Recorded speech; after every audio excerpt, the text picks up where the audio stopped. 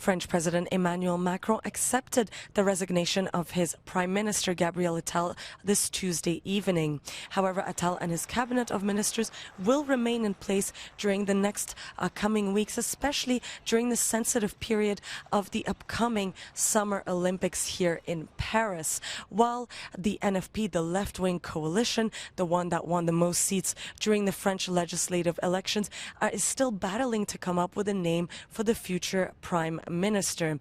And France is really going into quite an unprecedented period known as a resigning government, and that means that it cannot be toppled by a no-confidence vote from the rest of the MPs in the French National Assembly. That's the lower house of the parliament.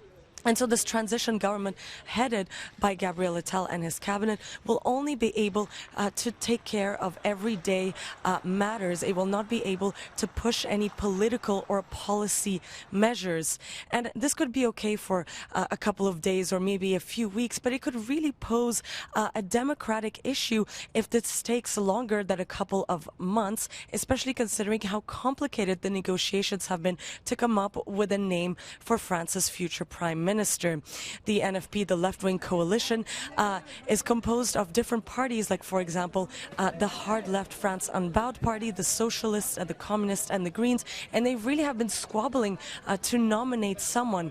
On Monday evening, the Socialists, the Greens, and the Communists came up with a name from the civil society.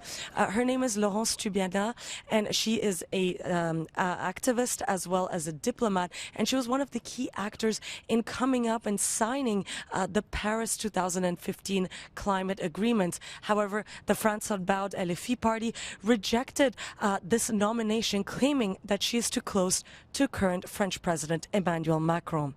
Sofia Katsankova reporting from Paris for Euronews.